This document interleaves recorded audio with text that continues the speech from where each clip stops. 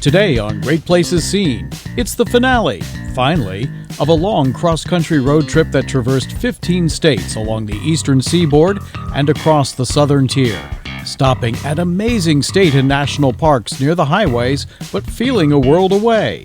Now the final destination before heading home, deep in the Georgia mountains, as we step into the incredible world of waterfalls and wildlife nestled inside Cloudland Canyon.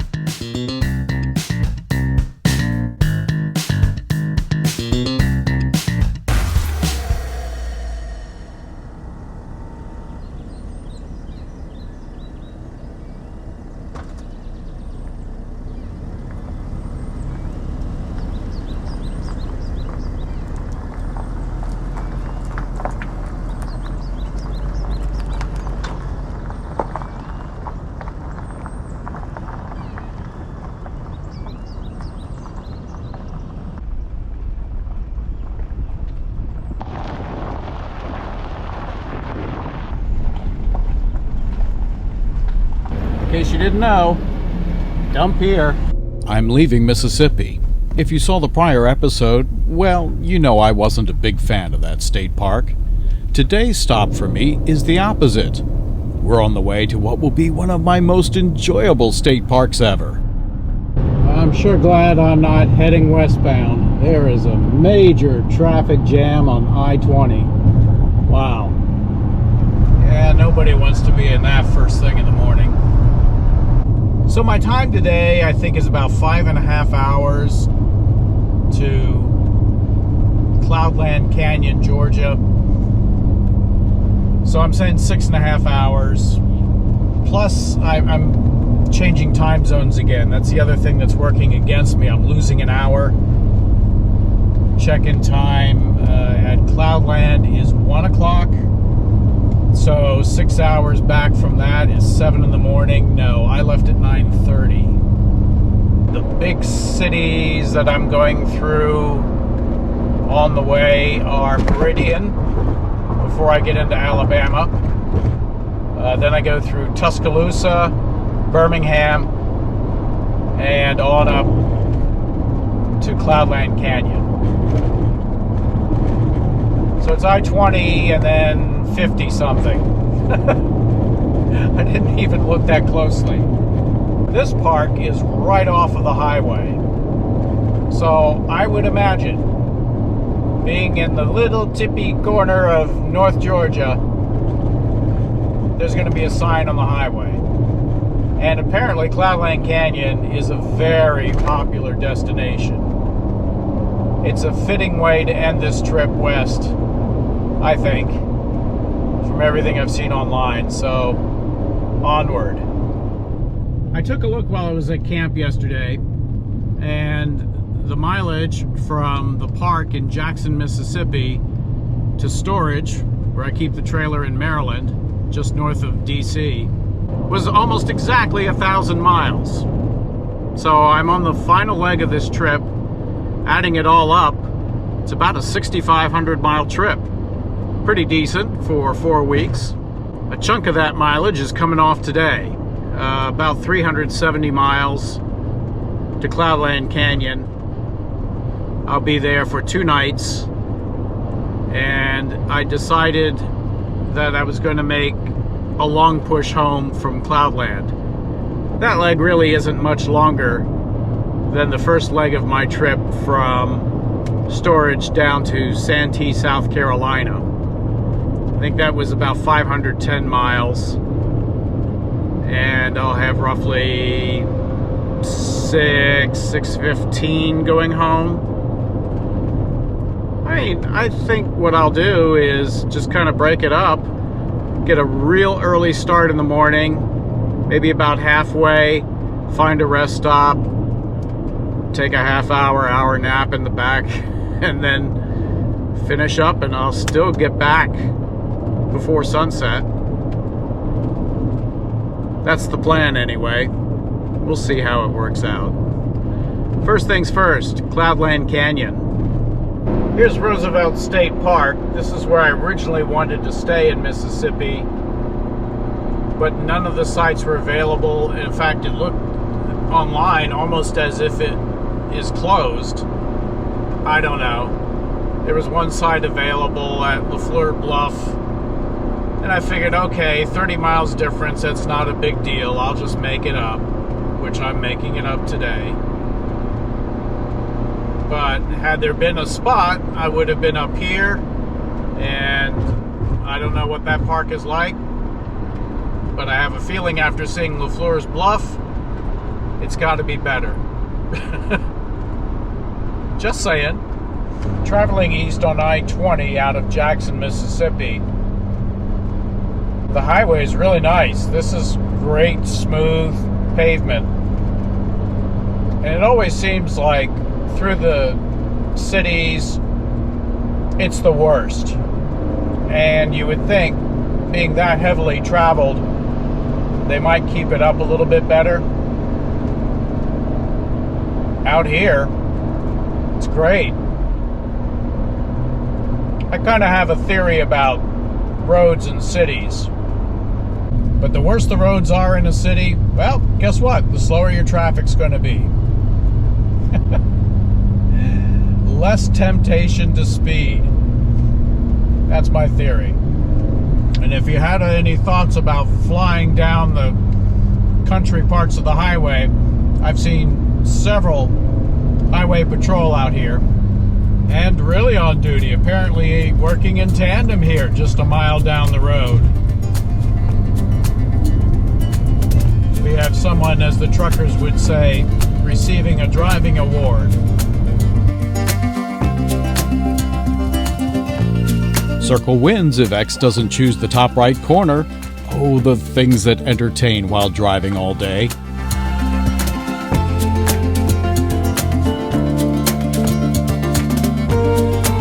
How did some of these names originate?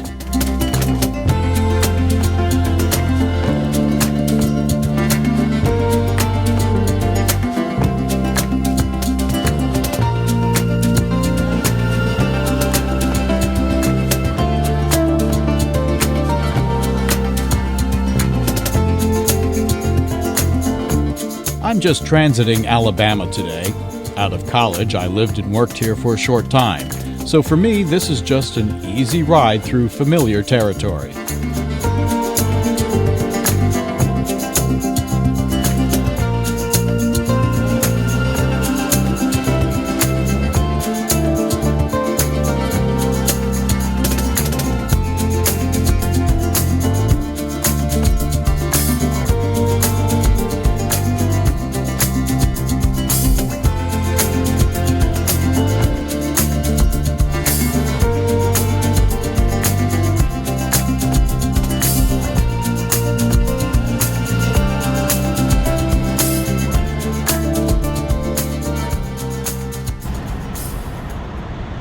So just don't do it on the right-of-way. Does it cost less if you do it other than the right-of-way? Running a little behind what I had planned, but isn't that always the case? Actually, I'll be just fine. I should get there about 3 or 3:30, I think. I'm going to check out the rest stop real quick here on I-59 and then check out my map. Pretty comfortable here in North Alabama. Low 70s, cloudy, just a real light breeze. Quite comfortable. It is early February. Truly shirt sleeve weather.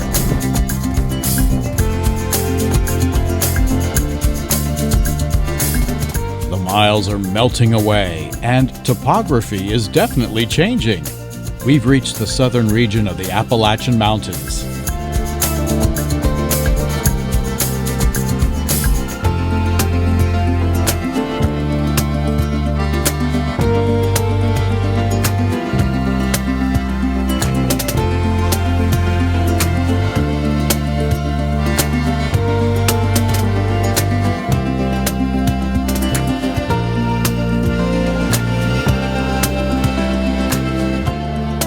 Georgia state line. On I-59 North, at least, you're greeted by a string of signs. Don't hold mobile devices. Dial 511 for travel info. Trucks over 6 wheels stay to the right except to pass. Speed checked by detection devices. Up to $1,200 fine for throwing trash on highway. Buckle up, it's the law. Lights on when raining. And of course, no intoxicated driving. Everything, it seems, except an actual welcome sign. Nope, none in sight. Look out, I think that's my mountain. At least Georgia posts a proper park sign.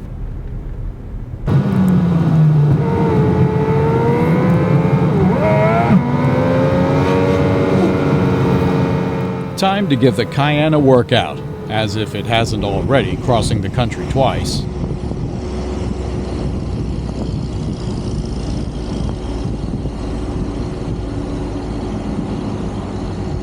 This section of State Road 136 is almost 5 miles up Lookout Mountain, from about 750 feet elevation to 1,913. Check out this switchback.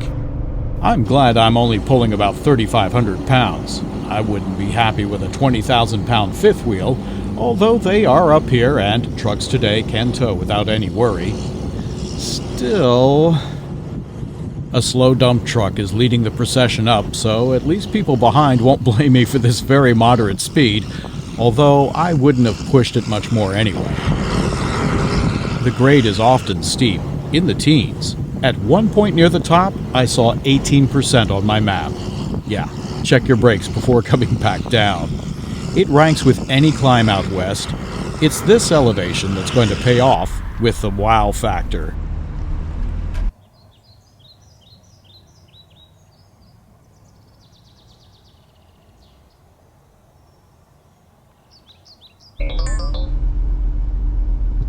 At the top, in the park, there's plenty of undulating road as well, although essentially this is a flat plateau compared to what we just climbed and what we're about to see.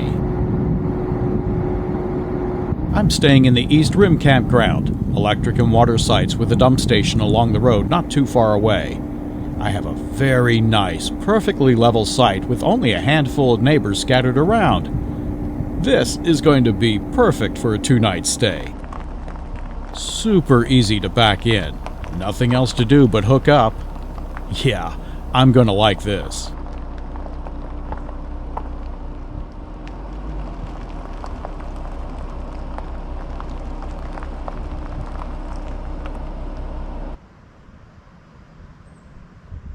It's a little breezy at the top. A few wet clouds are streaming overhead but appear to be breaking up a little. So I'm pulling out the bicycle to get a sneak peek at 2 overlooks before it gets too dark.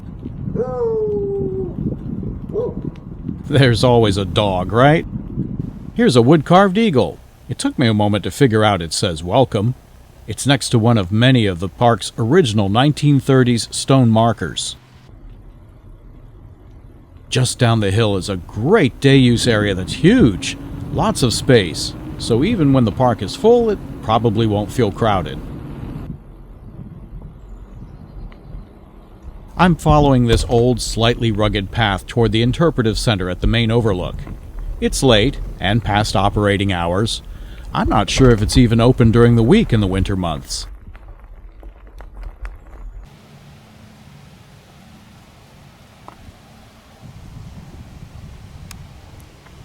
If you don't pack a bike in the car like I do, you can rent a bike here. Of course, they're chains with derailleurs. Not that there's anything wrong with that.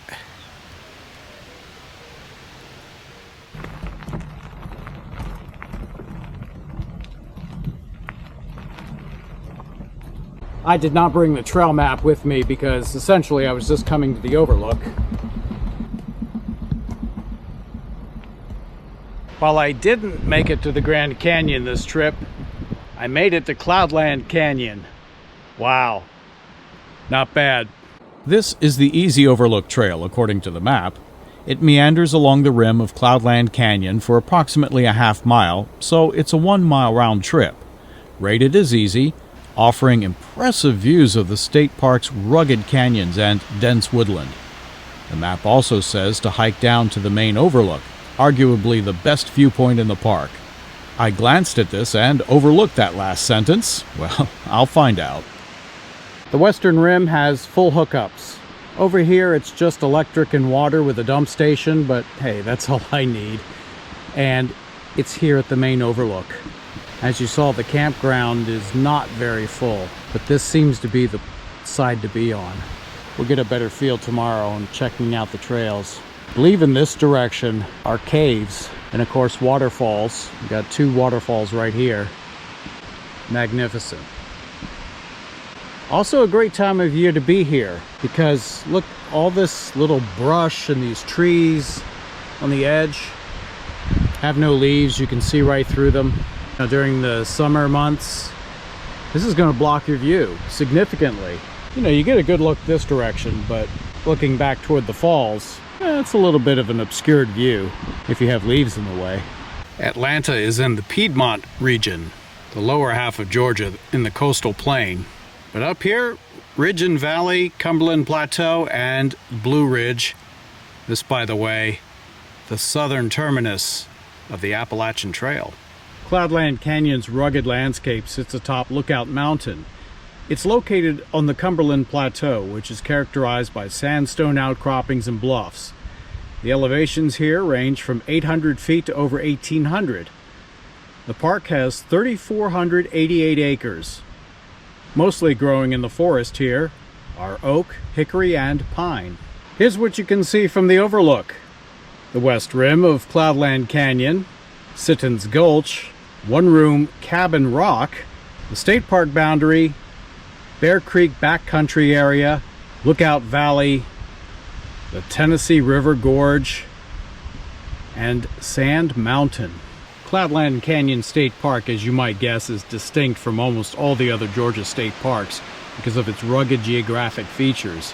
And aside from the deep canyons, 2 specific geologic attributes can be easily seen from here: the sandstone cliffs or the bluffs and ripple marks.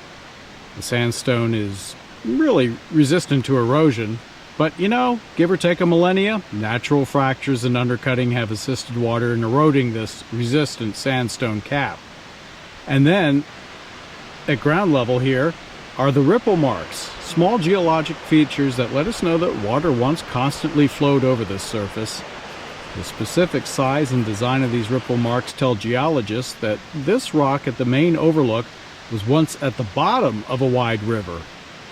Long after the river was gone, Cloudland Canyon itself was carved out by the current Bear and Daniel Creeks. This is the only Georgia state park located within the Cumberland Plateau. It's a part of a larger Appalachian Plateau. It's characterized by long, flat-top sandstone mountains, like Lookout Mountain here.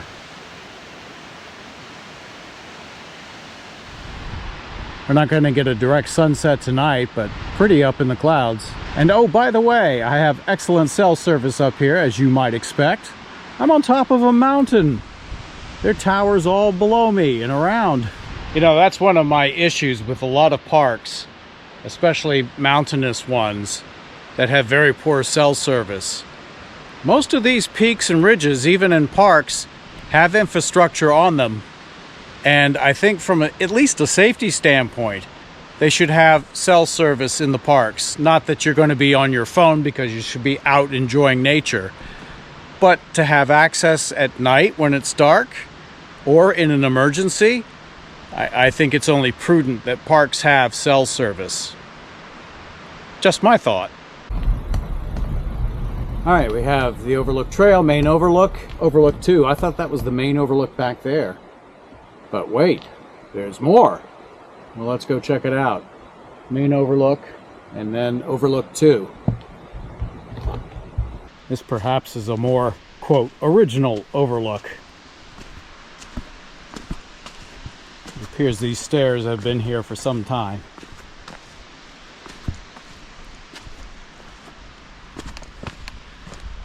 I think this comes to a point on the outcropping of rocks I saw farther back. Oh my gosh, yes, look at this. This looks like the west overlook. Oh, and you get this other part of the gorge.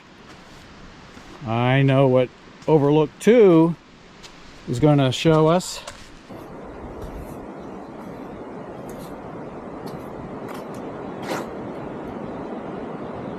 Tennessee River Valley way off in the distance.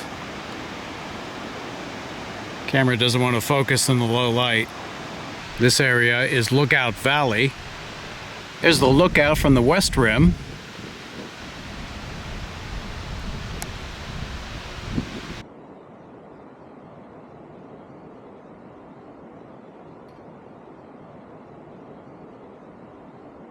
I believe that's one-room cabin rock.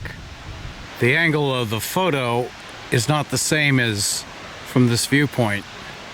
I can't quite match up one cabin rock with what I see in the photo.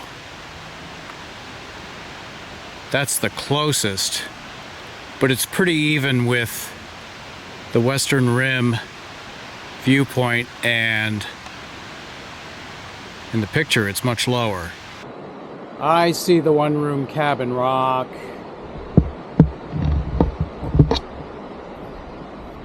I couldn't see it from the other vantage point. There it is. I'm glad, despite losing 1 hour in time difference and coming a little bit farther than I had planned, I was able to make it here on day one with plenty of daylight to spare. Tomorrow, a full day of exploring this park. Right now I'm going to hop back on the bike and see how far I can ride down this trail. It's not really a bike trail, but this hour nobody's here.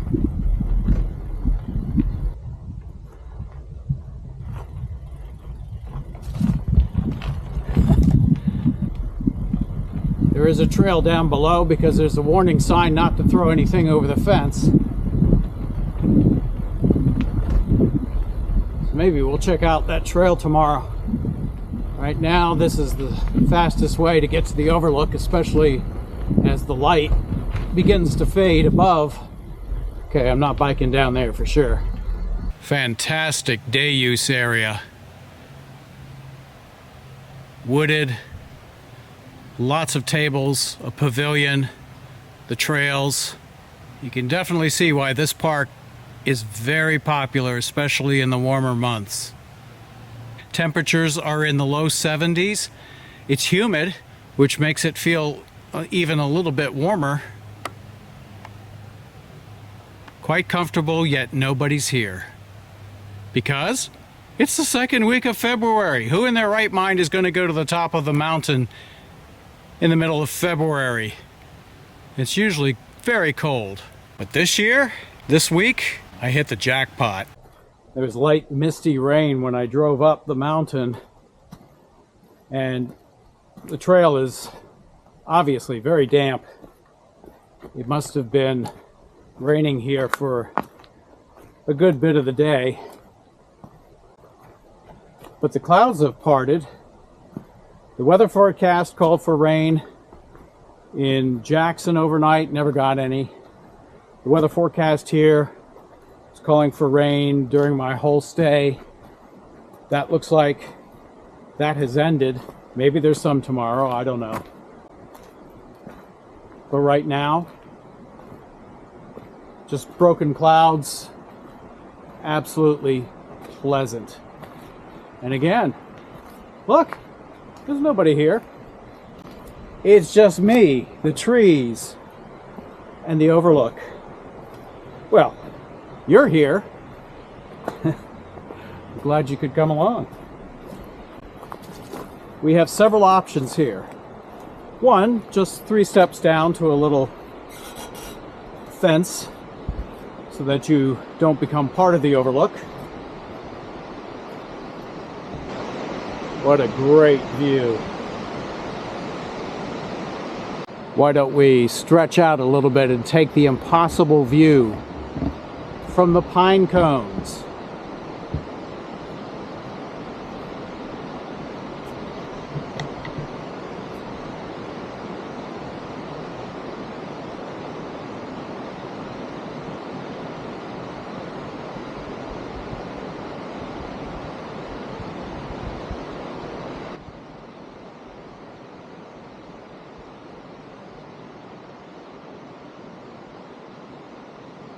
Alright, we have to check out the other side. This one requires a little more climbing. These are metal stairs, by the way, so when they're wet, they're slick. At least you have a large landing to land on. Is that what they call it, a landing? So when you fall down the stairs, you land on the landing? Somebody help me out with that. I never really thought about that until now. Ooh, look at this. Dripping, falling, flowing water.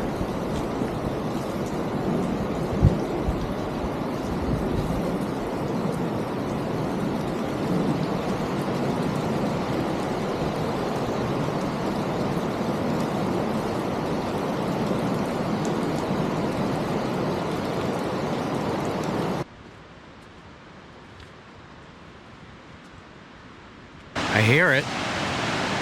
Somewhere down there is water. Can't quite spot it. Oh, wait a minute. There we go.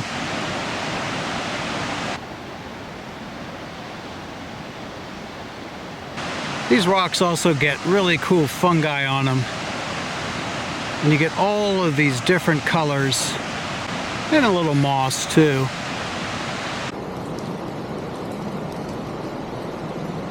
Always seems to be a little Charlie Brown tree at these overlooks. Of all the Charlie Browns in the world, you're the Charlie Browniest.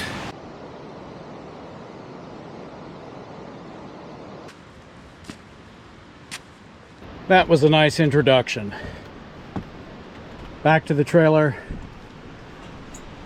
Time for something to eat, settle in for the evening a bit, and we'll meet again tomorrow and really explore this park. Pretty good set of stairs to have to climb back up. Although it seems a little easier than where I was out west. About 1,000 feet elevation here versus 4,000 or 5,000 feet. It feels different.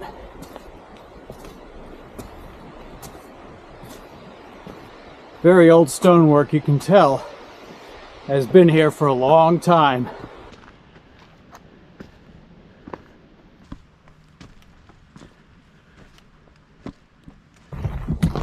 Whew. Good thing I have these super low gears on the Priority 600X. That makes going up these little steep inclines a lot easier. Better than hike-a-bike. What a beautiful rim trail here. And that's not even the whole trail, that's just at the overlooks. All right. Tarmac. Get back to the trailer just as the light fades out. And again, a lot of beautiful old stonework in here. There's a great fireplace, hearth and chimney with a couple of tables next to it. That with the modern amenities really gives a lot of charm to this. Hey look, you even have bus and RV parking here in the day use. You don't have to camp here. Just bring your rig down here and spend an afternoon at the Overlook. My campsite is right at the top of this little hill. Not bad. It's a pretty good little hill.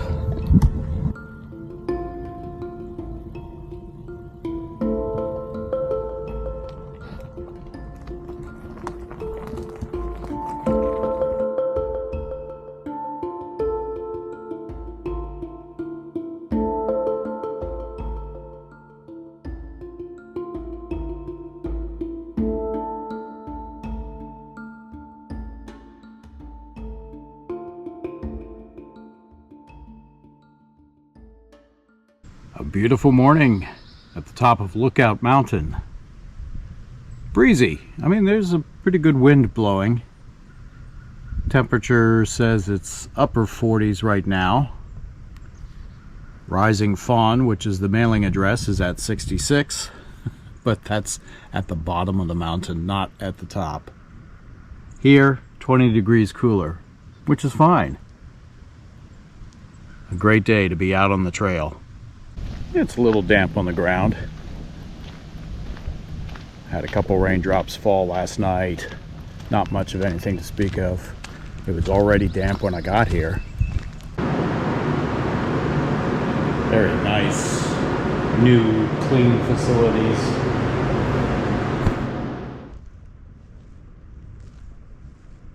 Sunlight is hitting against that dark sky. Pretty dramatic. The wheels come on and off the bike so easily, which makes it great for transporting it on a trip like this.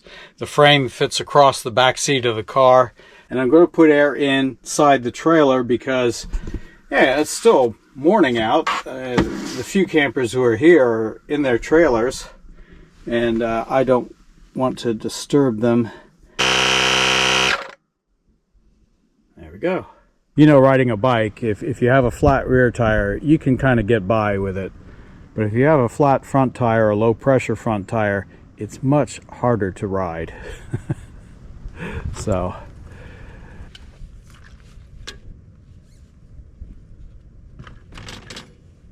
All the video from hikes, bike rides, campground tours, and other extras from this and my other visits are on my other channel, GPS2.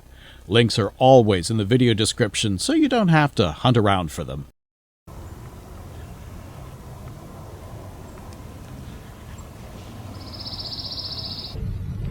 Nice challenging little hill to start off the morning. I don't know if you can hear it. That's rain.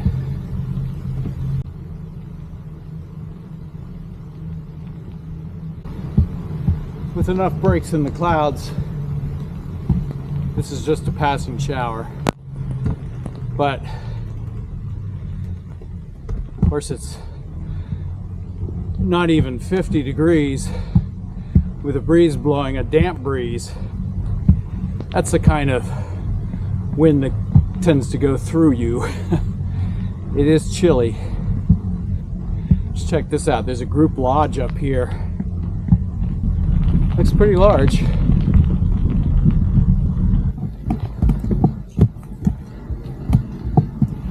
Alright, the map says this is multi-use. Let's give it a try. Should wind back to the Overlook.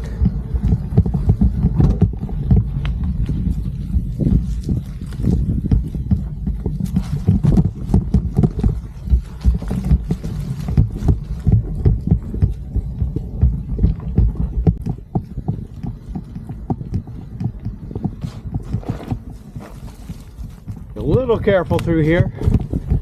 Wet leaves and dirt and a pretty good drop off. Not doing that today.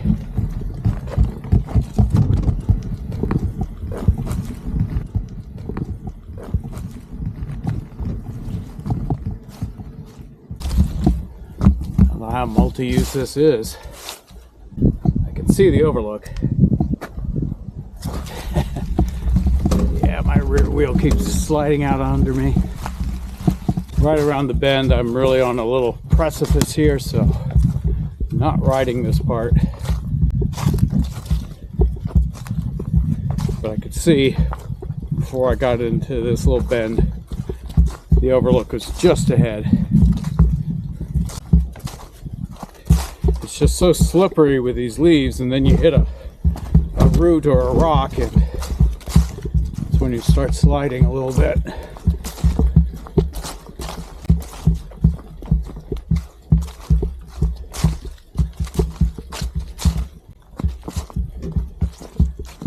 There it is. Get past this tree root, and I think I'll ride the rest of the way. I'm slipping just walking this.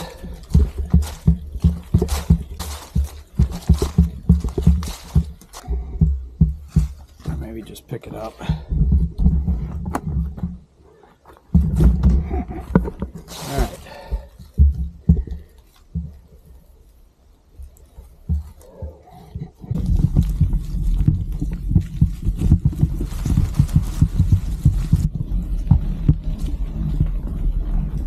playground. Up this steep little hill. Up, up, up, up, up. Go, go, go. Oh, there we are. Wow. This park was established in 1938. At the time, I don't think they could envision this. Look at that. Electric chargers from Rivian. Time to see waterfalls up close. I'm gonna scoot by these cabins down to the trail. You don't want to do that obviously if anybody's here, but clearly these are not being used right now. Really nice.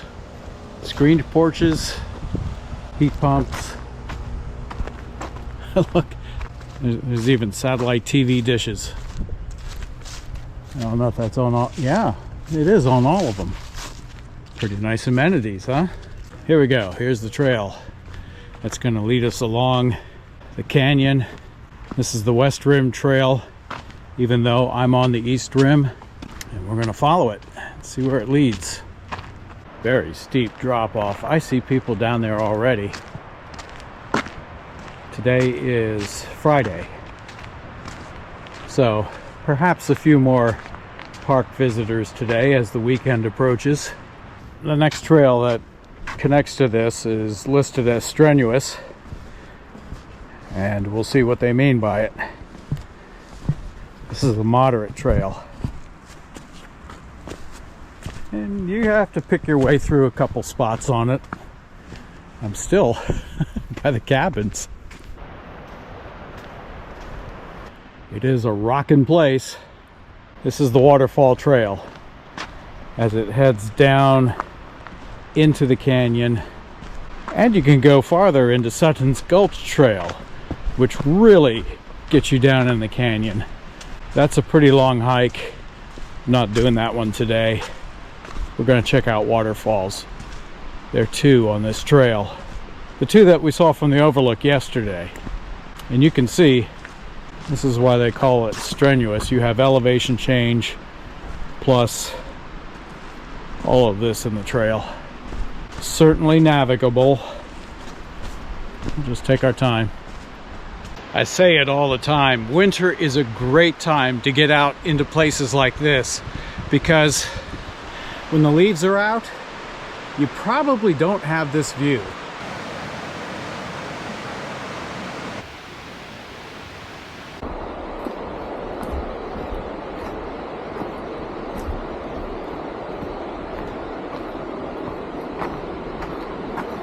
Check out this overlook first.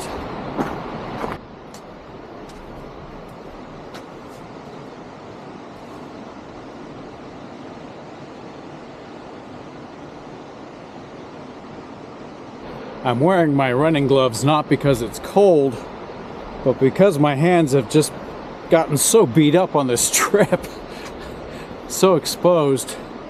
I'm treating them to running gloves for a little comfort on the hike. This is a very short trail, but a very steep trail. I have to double check the map. I think it was 200-300 feet elevation change in just a mile. It's kind of wet and slippery through here too. Look at these rocks. Look at this thing. This is a huge boulder. You have a little bench right underneath.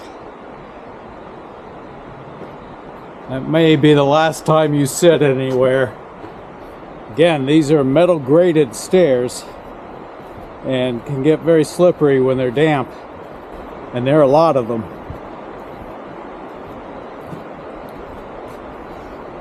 And also, what goes down has to come back up somehow. I've got to climb all these stairs. But look, I have a little landing to stand on. Very little.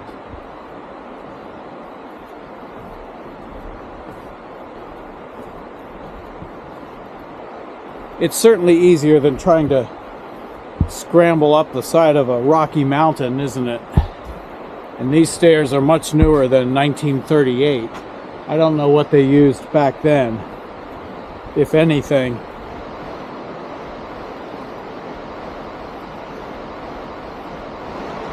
We're getting closer. Maybe another 100 feet. The first one we're going to check out is Cherokee Falls. That's more into the canyon where Daniels Creek comes in. Mind you, the water sources that have created this canyon are both called creeks. You would think something a little more would have carved this, like a river, but they're referred to as creeks. All right, let's make the final push.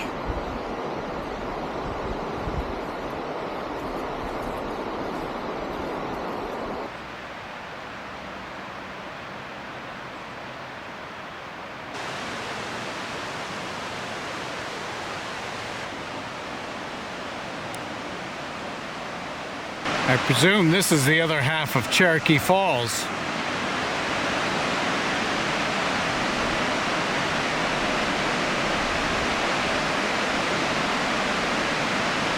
Again, you don't see this from the trail. You gotta come down here.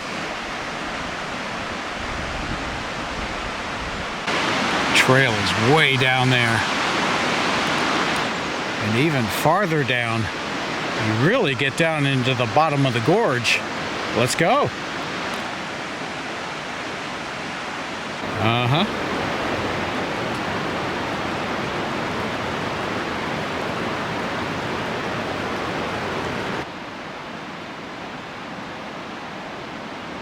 That rock face is vertical. Straight down.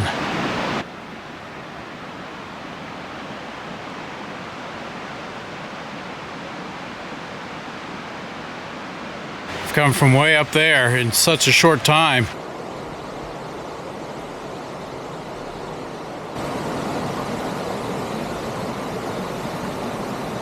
The hidden payoff. You can't see this from the trail.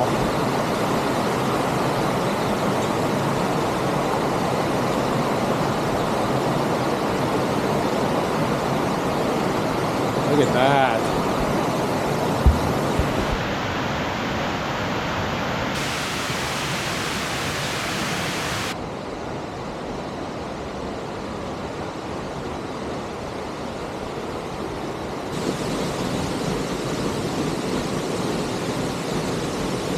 Cherokee Falls has a 60-foot drop over its outcrop.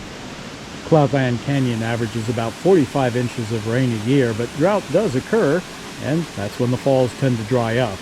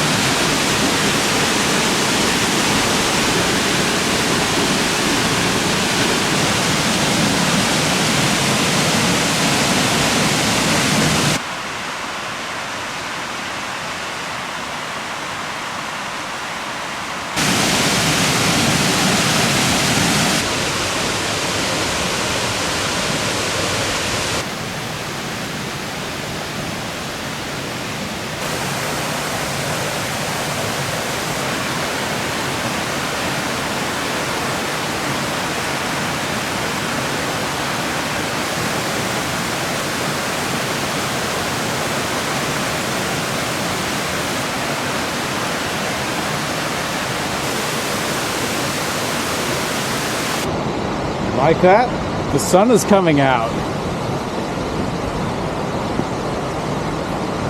I thought the lead up to the falls was great. Can't wait to see the next one. That's Hemlock.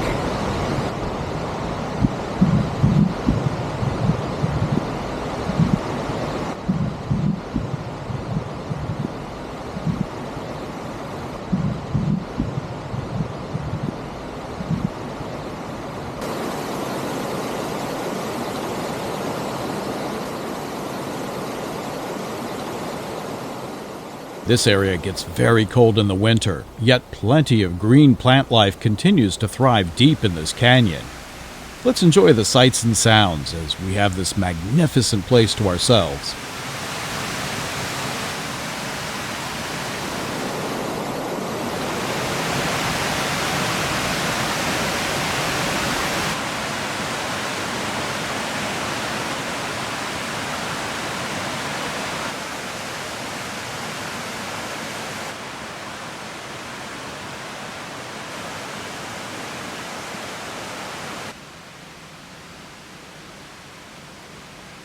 Cherokee Falls did not disappoint. Let's check out Hemlock. This trail is going to go right along the rock face.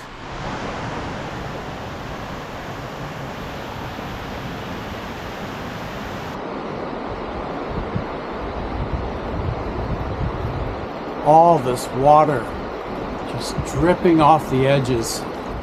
Winter and spring, that's the time to come see the falls.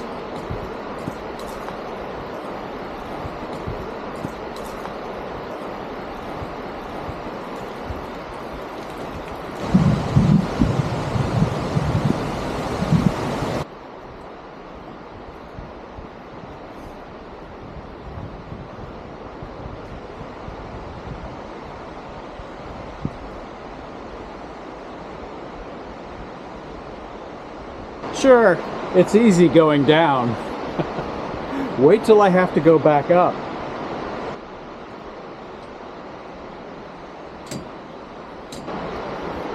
Very damp through here.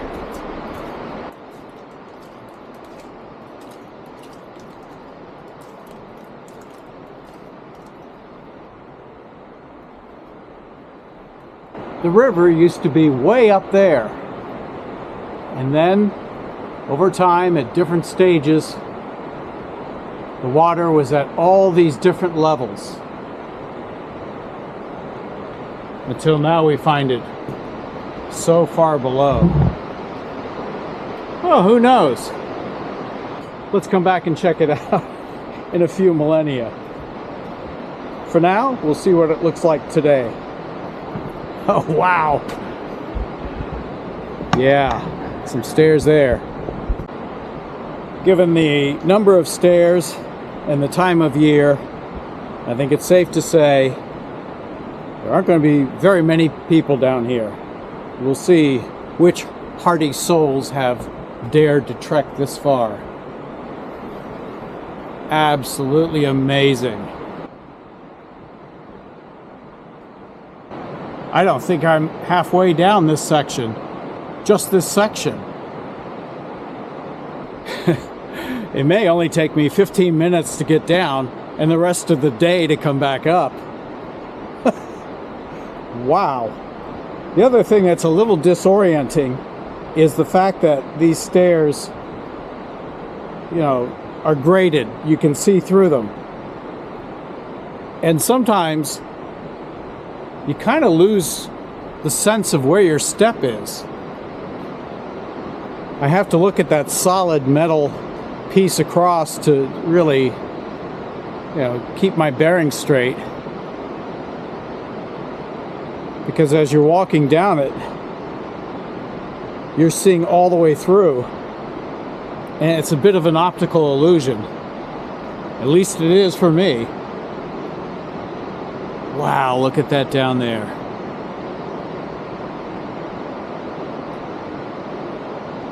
Daniel Creek. It's a creek. It's only a creek.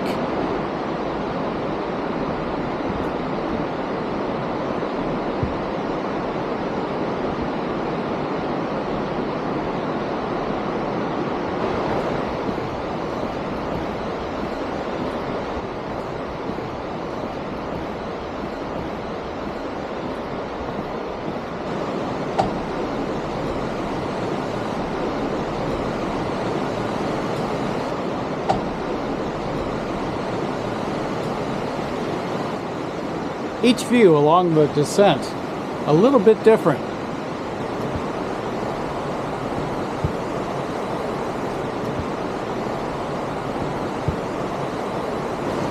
Well, I guess the second fall is considered Hemlock.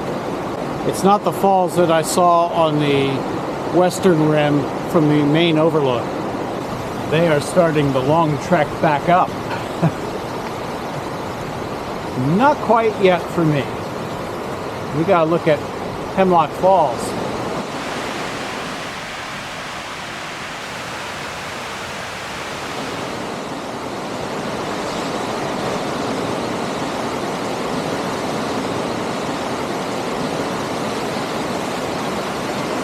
Another spectacular view.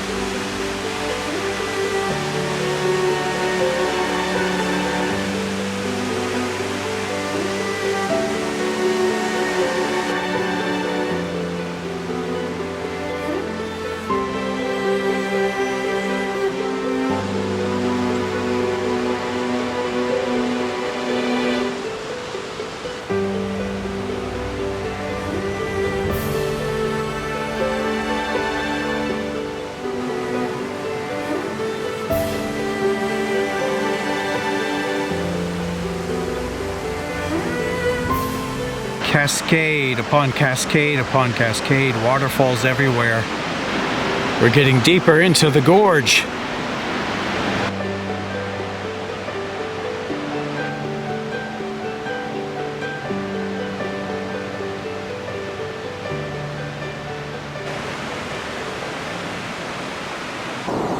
I'm going to make my way down Sittons Gulch Trail just a little bit before heading back up. I mean, come on, this looks pretty intriguing here. This is the brochure shot. No, I'm serious, it is.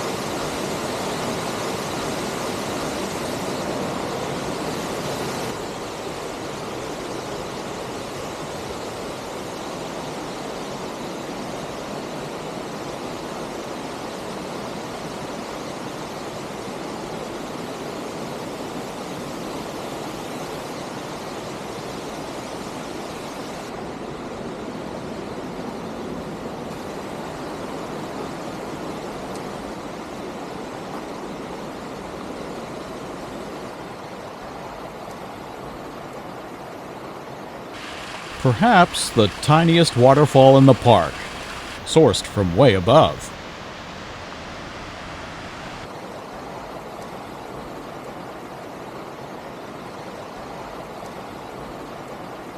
Just a little farther down Sittons Gulch, and then we'll make the climb back up. Look way up there, that's the climb. There's the overlook.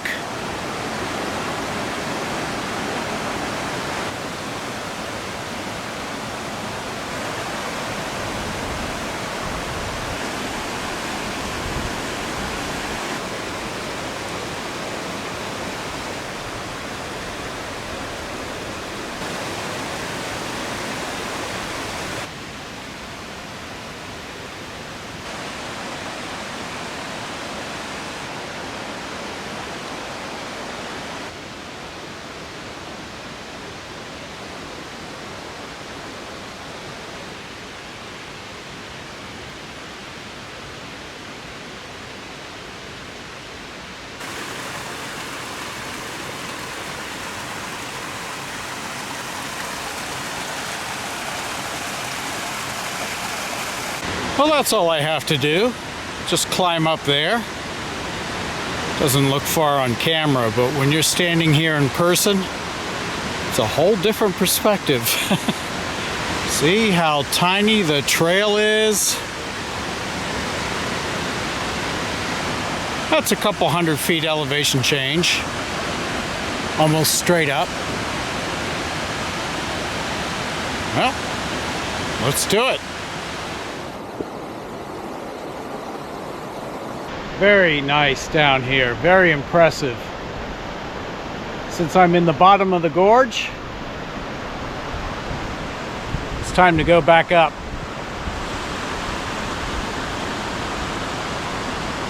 Very pretty. You could easily spend all day down here.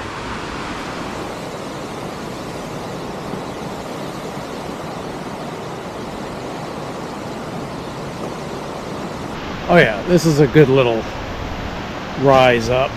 Much steeper than the camera shows, trust me. My hip is becoming very vocal, but I'll get there.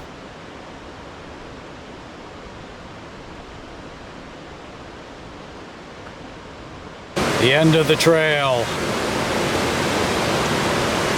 Actually, it's only the halfway point. We got to go back up.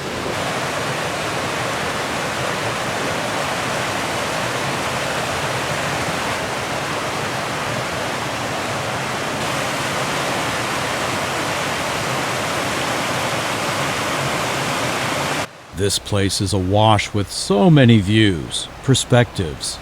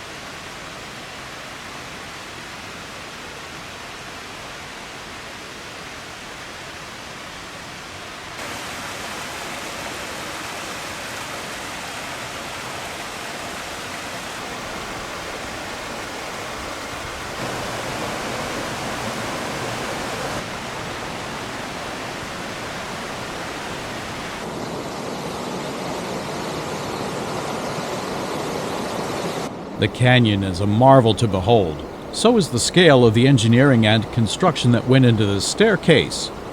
How many stairs are there? Well, I saw 600 somewhere among the literature.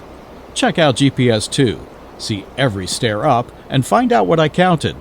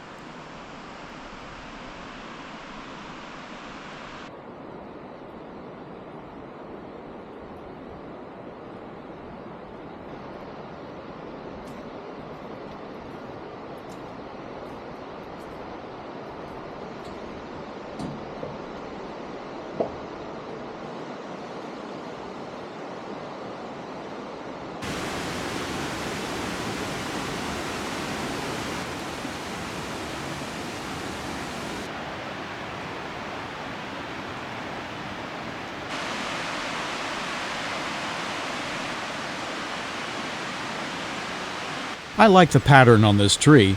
That's authentic camouflage.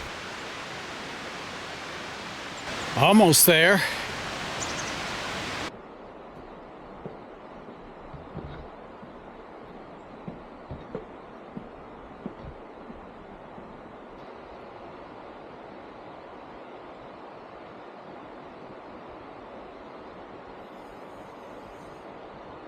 Okay, I'll dare to sit under the rock that has probably been like this for tens of thousands of years. How many people over that time do you suppose have been here? It's fine as long as you're not there the 1 second this decides to slip.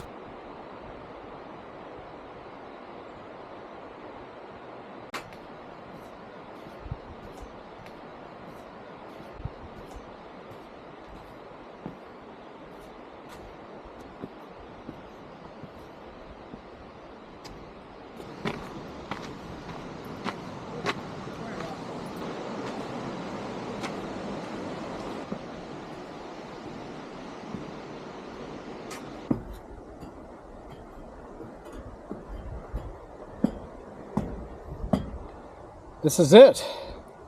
The last step up.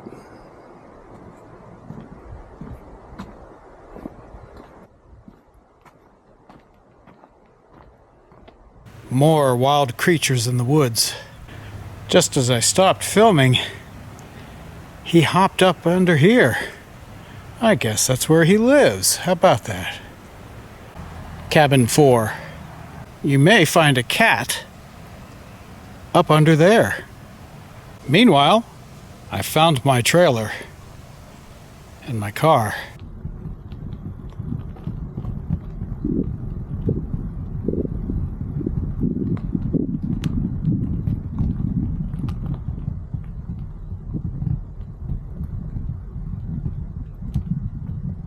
This is the old Overlook Trail from the 1930s. This little road that comes up to it. It's probably the original road.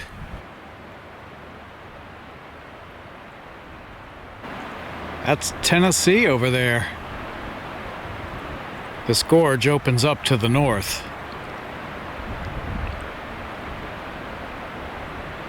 So to your left is the west.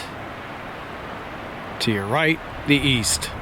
I can hear the falls. I can't see them from this vantage point, and I can't see the trail that I was on.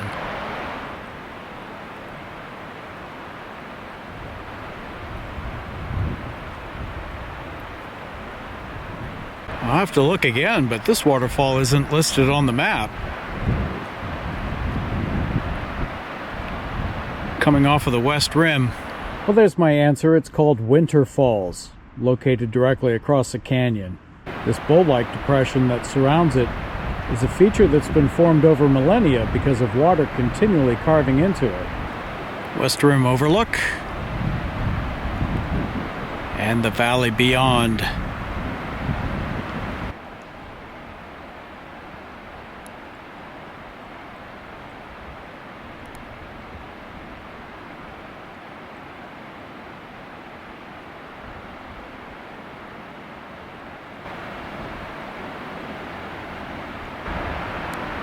There's some folks enjoying a West Rim view. Another West Rim vantage point.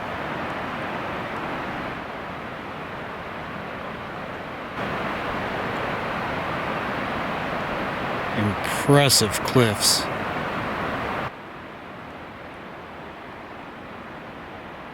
It may be a cloudy, cool day, but it's a nice one.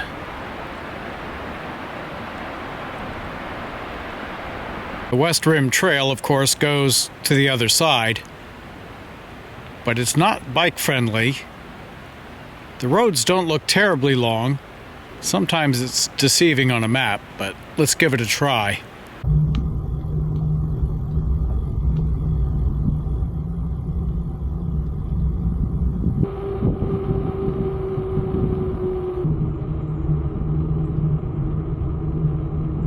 I'm checking out the different campgrounds along the way. This one's primitive.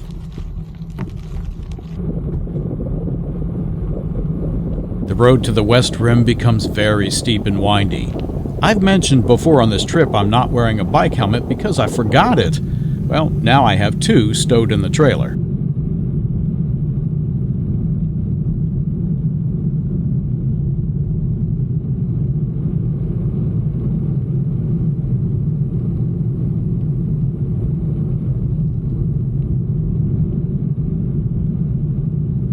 Of course, it's a great ride going down.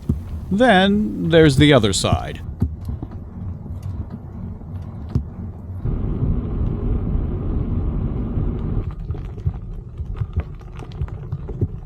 I'm seeing what the view is from this side, looking north.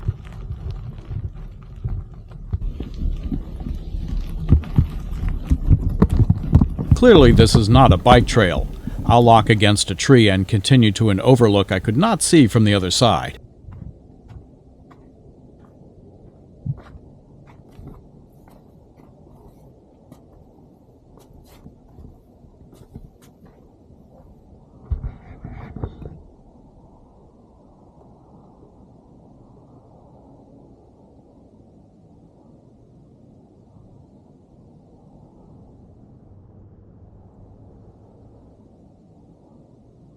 That's Trenton, Georgia on I-59, the highway exit for the park. Here is where the canyon opens into the valley.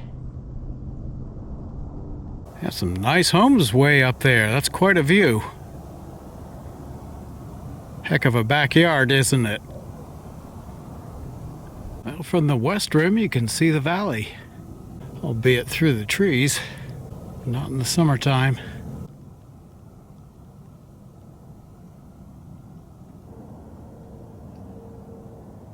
Well, that's Interstate 59 and the exit that I got off of to come to this park. In fact, I filled up at that gas station. Came down this road and up the mountain to the park. This is the way I will exit in the morning and then be heading northbound on 59. On the way to Washington, D.C. This is the very northwestern corner of Georgia. To the left is Alabama, looking out in the distance to Tennessee. This is apparently a spur of the West Rim Loop. It's supposed to be literally a loop starting at the West Rim campground, going out, then looping around, and then coming back over the same initial trail. But this part just kind of goes straight until it dead ends with the great overview of the valley. I think that trail that crossed the street is the part that goes down to the canyon side. At this point, I'm just going to unlock the bike and head back. That road is a little bit long and certainly steep as it winds back into my campground and also coming out of this side.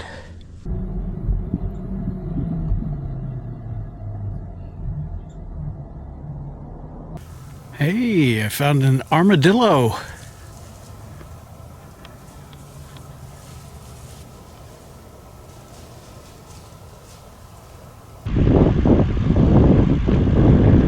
Made it back.